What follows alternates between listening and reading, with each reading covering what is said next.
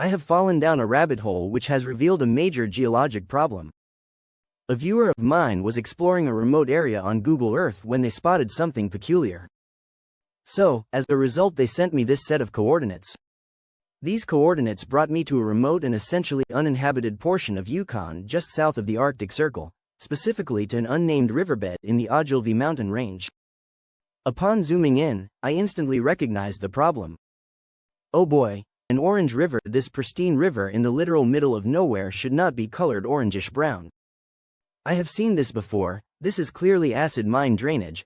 I have even seen this in Arizona, albeit on a much smaller scale at a Superfund site. So, I asked around with what website in the Yukon I should report this to, since I was unfamiliar due to Yukon only having a population of about 46,000 people. But before I did this, I realized that the problem was much, much worse. You see, I could find absolutely zero evidence that this very spot was ever the site of a mining claim or mine, an illegal dump, or an illegal mine. In fact, I could find zero evidence that this very spot had ever seen a human set foot here with mining equipment, meaning that this is not acid mine drainage but instead something else. As, by looking around nearby, I can find 5 other drainages, streams, and riverbeds where this same process is also occurring. And it is not exclusive to this mountain range either. The same process is also seemingly occurring at streams in Canada's Northwest Territories and at more than 5 dozen streams in Alaska's Brooks Range. And, while I could not detect this same process to be occurring in any of the countries listed here, the conditions are ripe for this same process occurring further down the line. Toxic metals, these rivers which have turned orange have become acidic, some highly acidic with a pH as low as 2.6. Additionally, many of these streams now have elevated levels of lead, arsenic, cadmium, cobalt, copper, and zinc, along with downright toxic levels of nickel, aluminum, manganese, and iron. It should not come as a surprise that wherever these orange rivers appear, fish species decline or disappear. So, why are some of the planet's most pristine waterways suddenly becoming toxic and unsafe to drink? The answer relates to the thawing of permafrost due to ongoing climate permafrost change, which has raised world temperatures. For reference, permafrost is a layer of ground that remained completely at a temperature lower than that of the freezing point of water for 2 or more years straight. Some patches of permafrost are as much as 700,000 years old, while the vast majority of the world's current permafrost is many tens of thousands of years old. Permafrost currently underlies 18 million square kilometers or 12% of Earth's landmass.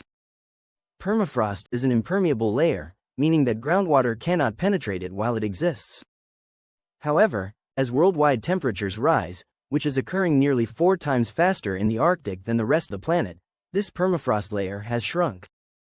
This has allowed 2 things to occur. First, bacteria, large quantities of iron which were previously bound in a layer of permafrost become exposed to groundwater, allowing for it to become clustered together in higher concentrations where the groundwater flows.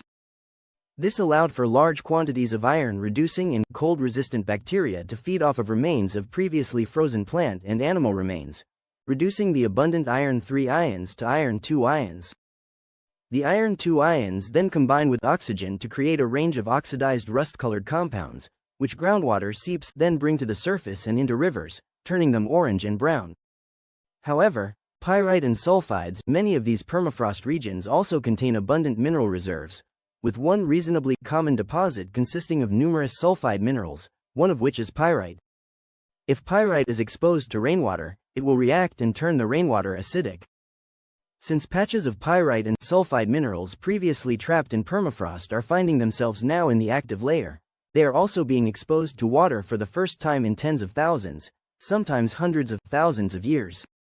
As a result, natural acid mine drainage occurs, and since pyrite often contains elevated levels of nickel, it carries large amounts of it and iron into regional streams. However, due to the increased acidity of the water by the pyrite runoff, other minerals that contain potentially harmful compounds become easier to erode by the water, adding other elements to water. And this is why many streams in remote Alaska and Canada are turning orange. As a final note, I would like to thank my new YouTube channel member EB for supporting my work.